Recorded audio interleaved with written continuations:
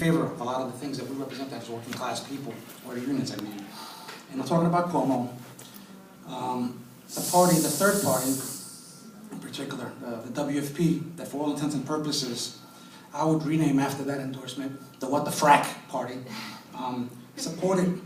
the Democratic candidate, that is Cuomo, despite the fact that he represented everything that we, as a labor movement, should be opposing. And that was very traumatic and very disappointing, and very disheartening, to say the least. Meanwhile, the candidate that truly, and I know Marvin touched on this too, and the reason why we run candidates, or the reason why we're supposed to run candidates in labor, but we had a Teamster from upstate running, Howie Hawkins, who actually symbolized or embodied a lot of our interests, a lot of our aims, and yet he was thrown out of the truck, not the UPS, the Teamster truck in this race, despite the fact that he won 5% of the vote and actually beat out the WFP now in placement in the next 4 years, or at least for the next 4 years. I suspect that a lot of people in this room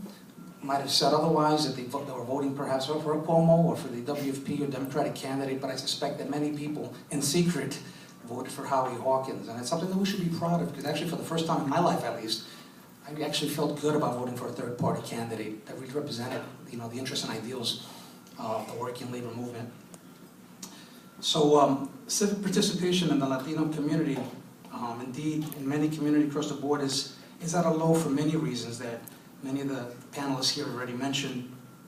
And I'd like to bring up a couple of quotes from a speech that was made by Malcolm X some 50 years ago. Actually